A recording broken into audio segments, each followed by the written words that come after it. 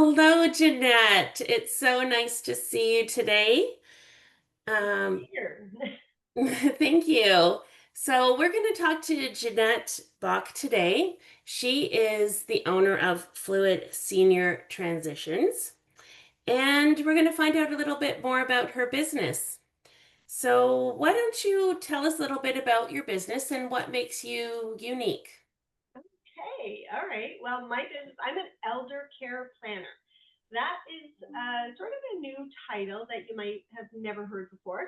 And it sort of has come about over the last 10 years of me being in this business and helping seniors.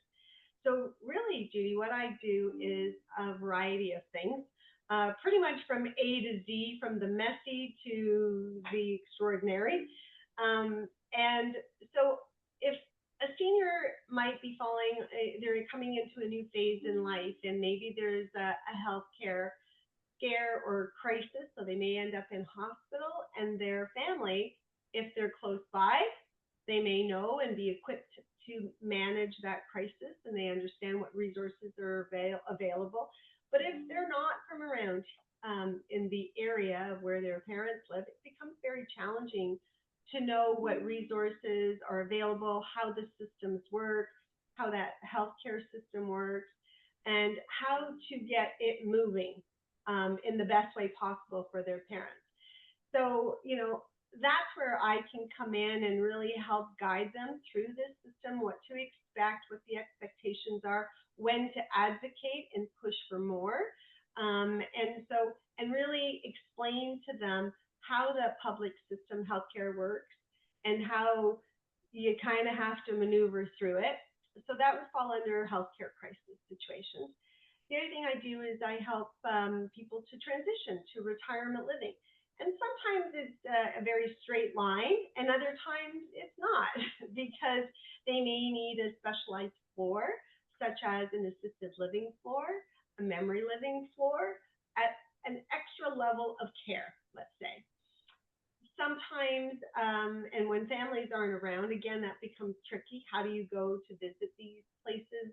There's about, in the area of Oakville and Burlington, there's about just over 40 retirement living communities, which is quite a bit.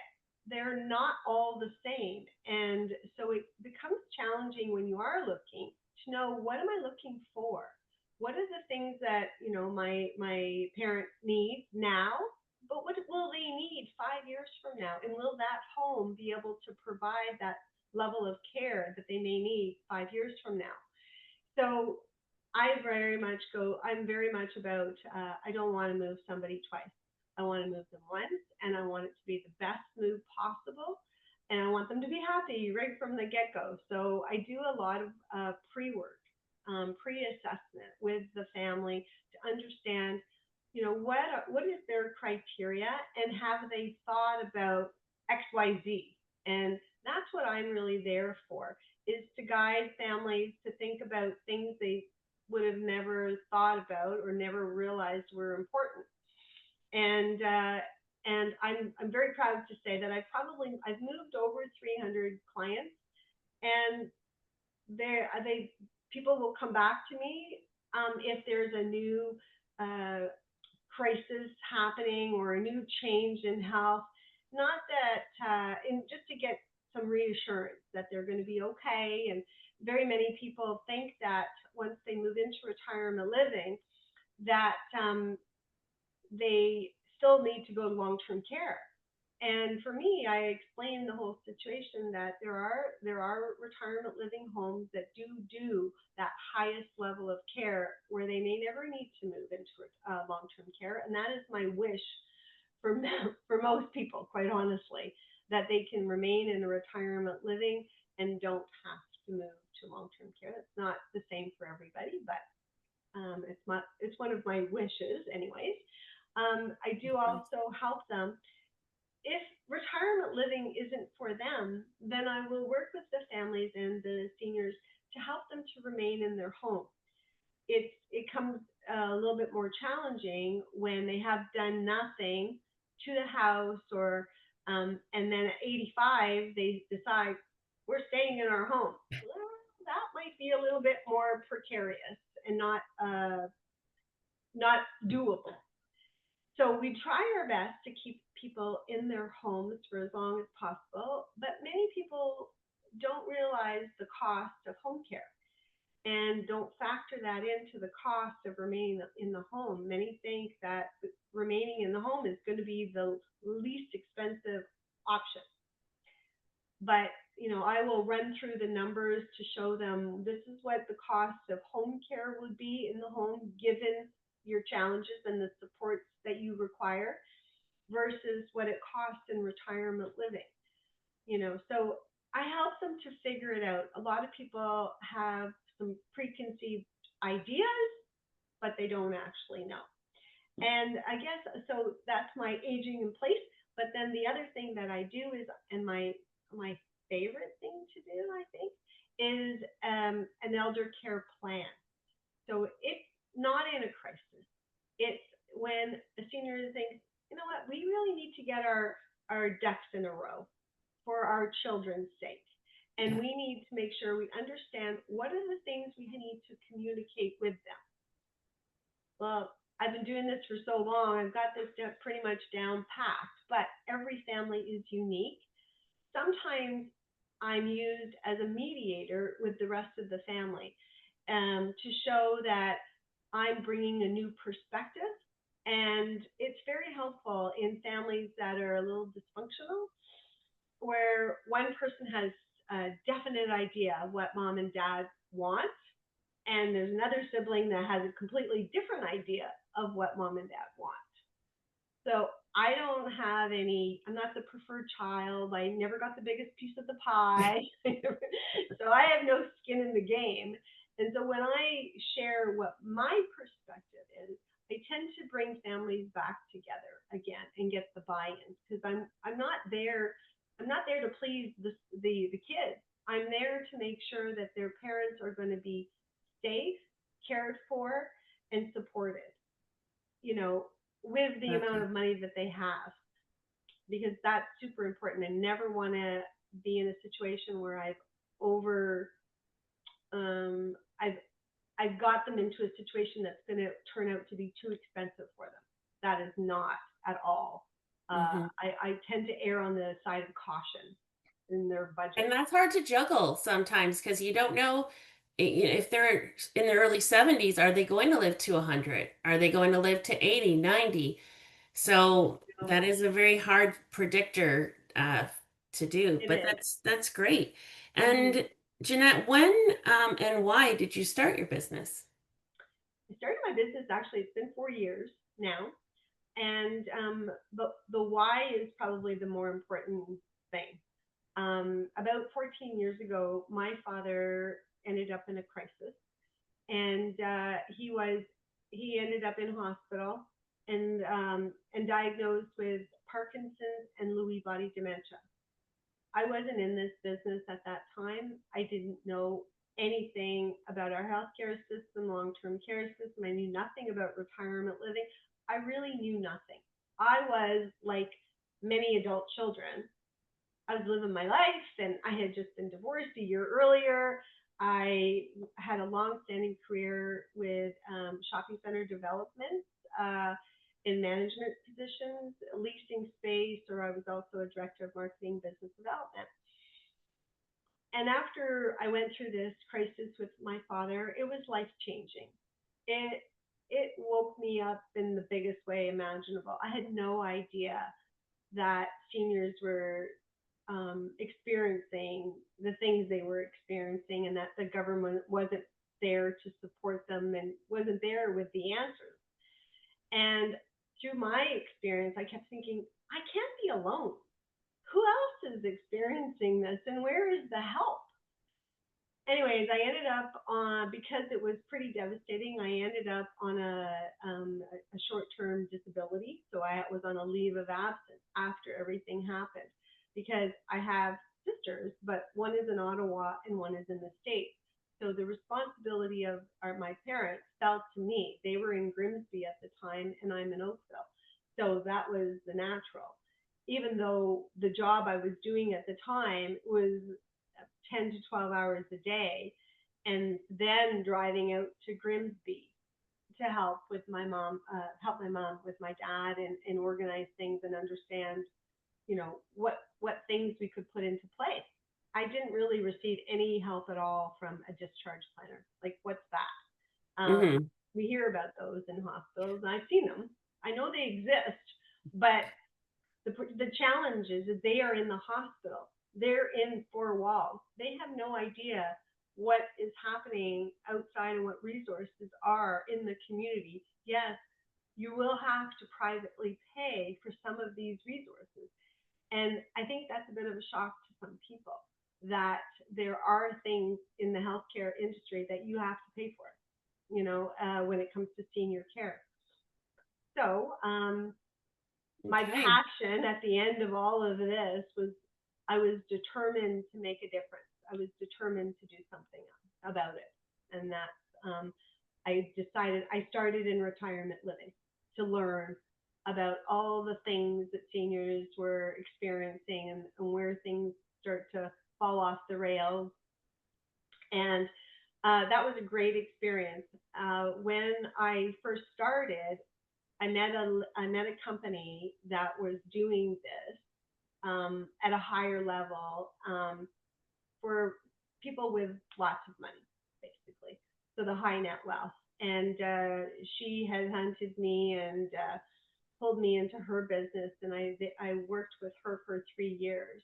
I learned a ton about estate law, a ton about, because I was working with wealth managers and things like that, a ton about finance and different options, and different things that you can do to get an income later in life and things like that. And I also worked with a lot in the hospitals, and was around the tables of the family meetings with the hospitalists and the social workers and things like that as part of my role. And I learned a ton about what happens in the hospital and what your rights are, how to advocate for yourself and for your loved one. And that really changed, I guess, my outlook on things, and made me even more determined to help the senior population. So Yeah, yeah, I love what I do. that's Mm-hmm. wonderful. And it's such a niche business, but it's something that every senior that's, needing that service needs and maybe doesn't know that you're around. So Right. hopefully we can get this interview out and we can show people what you do.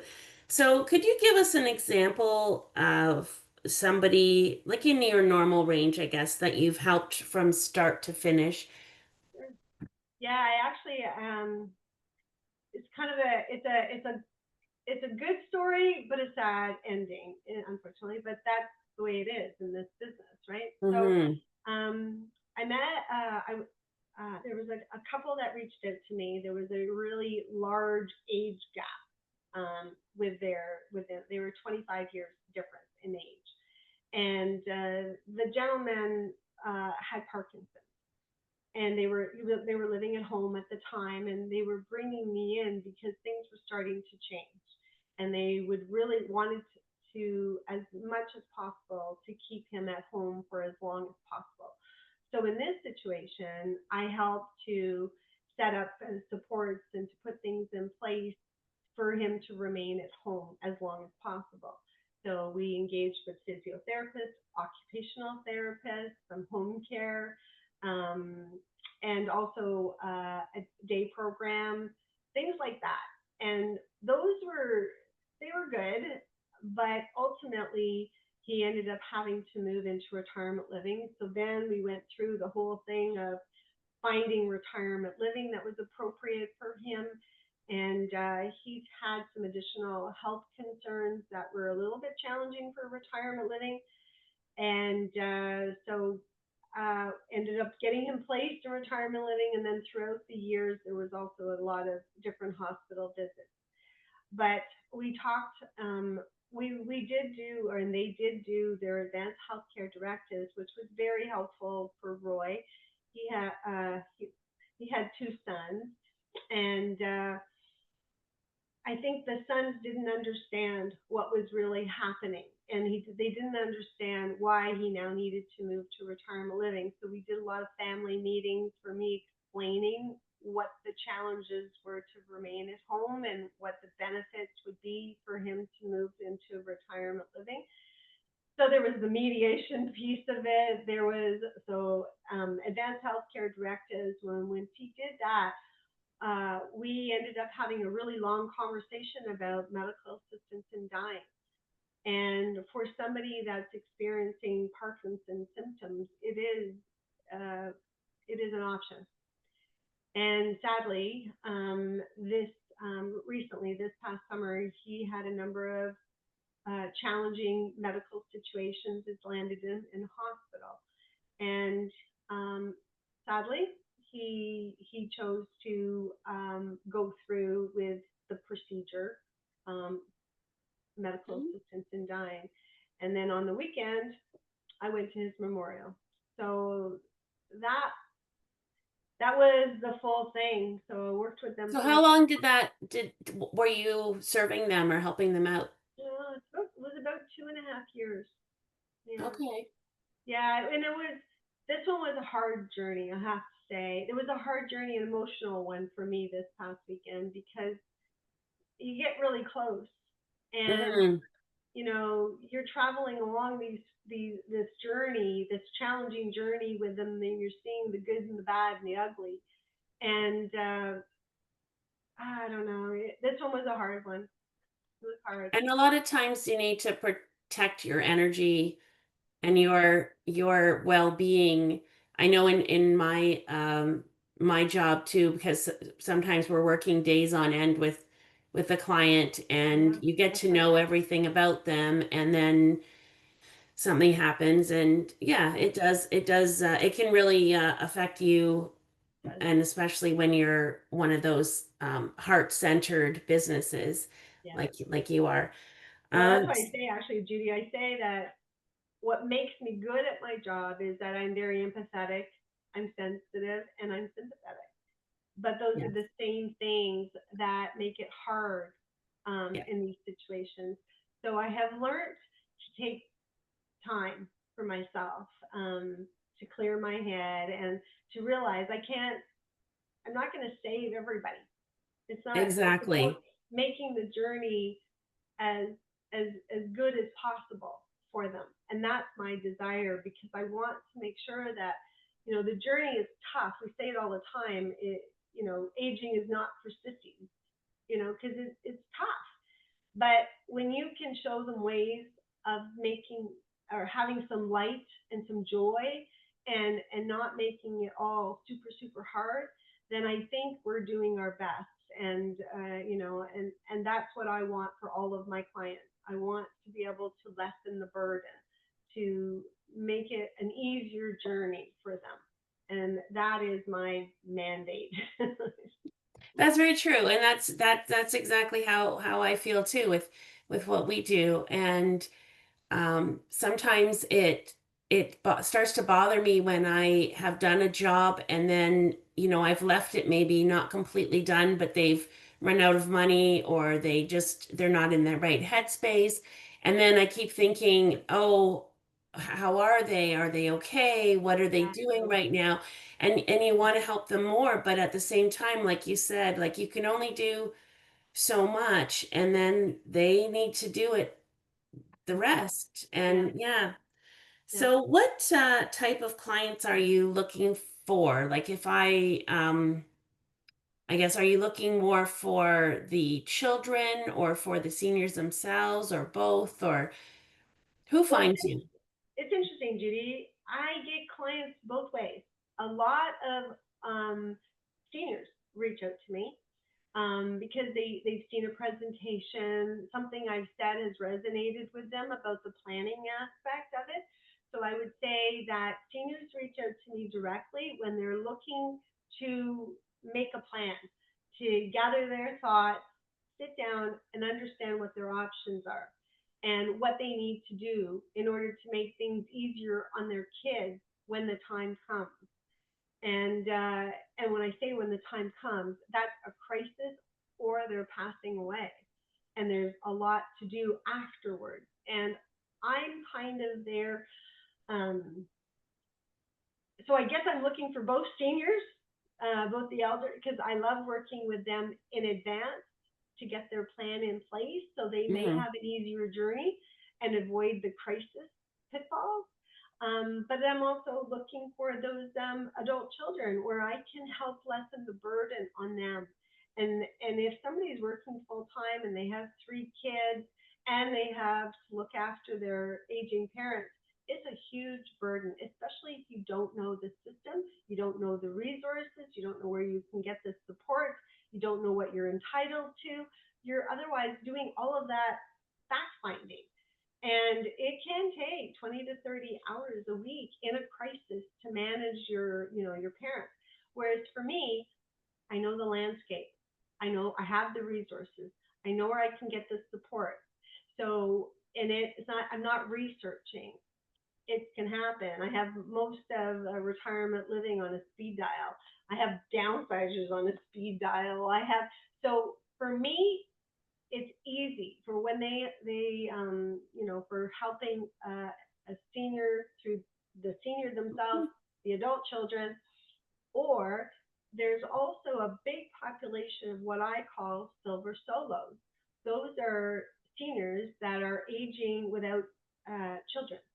They're either estranged, they live in another country, they never had children, and now their spouses passed away, so they're literally on their own. And that population needs to do a lot more planning, a lot more thinking about what they want and how they want, and they need to make a plan. And they're the ones that I find I do a lot of work with, and I'm going to retirement livings with them to see them. I'm a little bit more hands on with that group of clients than I Okay. am. Yeah. I love that name, Silver Solo. I am going to start using that with my clients that are that way. Well, Um, you know what, Judy? I heard the word silver orphan back oh, years ago, and I thought that's disgusting. I don't want yeah, that at all. that So doesn't that's seem where right. silver solo came. Yeah. And would you say that with most of the seniors, are you doing the first visit at least in their house? Yes. Or, okay, so you are Yeah. meeting them personally. Yes, I that is one of the things. If I'm going to help a senior to find retirement living and to work with them, I need to see them in person and where they live, because that in 1 minute it gives me a ton of information that I wouldn't otherwise get. And if somebody, an adult child, trying to describe where their parents' health is at is okay, but I get so much more information when I meet them in person. Oh, for sure. That Right. makes sense. Right. And especially if they have some cognitive decline, it's very difficult for someone to describe where that person might be on that dementia journey. So I need to have a conversation, and it's not an assessment. I just have a conversation, and I move that conversation from, their childhood to present day to a variety of things so I can understand where their challenges might be. No, that's great. And lastly, I just wanted to mention that you have a senior networking group. Yeah, I do. Um, I know there isn't quite a lot of networking, but you have guest speakers. Could you just talk a little bit about that and who might be interested and if you're accepting new people in? Yeah. So no, I started this virtual networking 5 years ago, actually, when we were in COVID, and I was thinking, how are people, getting out? How are they chatting? How are they figuring this out? So I had a ton of referral partners, and I started with that, and then I brought in speakers because my thing was is that in this business, I found it very siloed. People were they didn't know about other resources for seniors, and I thought, how are we going to ever help a senior if we have these silos happening? It takes a village, as you know, to help a senior. So I thought I'm going to start to create those villages, and it started by We would essentially initially was more networking, and there was some presentations, but then I really realized and I wanted to educate those that were working with seniors, anyone, any professional that's working with a senior. I wanted to educate them on all the things seniors, because if they are working with seniors and a situation comes up, I wanted them to realize that there might be a resource and where they might find that resource and to provide it to that senior. This way, the more people that know about the various, you know, solutions and resources, the better our senior community is going to do. So the people that are in my group are everything from wealth managers, financial advisors, real estate agents, yes, but downsizers such as yourself, Yeah. people like there's an optician on wheels, occupational therapist, physical therapist, anybody that Retirement homes, I think. oh yeah, lots of those, lots of sales consultants. Funeral homes, I think you have a few. Yes, I have funeral directors as well. Foot foot care specialists. Like, and Anyone working with the senior population yes, can reach out. contact you and find out Yes, more about your.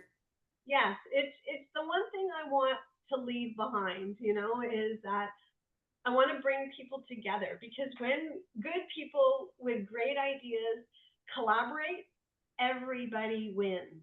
And that's what I have seen over the last 5 years. And I am very proud of the community that we've pulled together, because we have the resources. You know, if any of us are in trouble, we don't know a resource like I was looking for. I think I reached out to you, somebody that was a hoarder, and I needed a resource, you know, somebody that specialized in that area.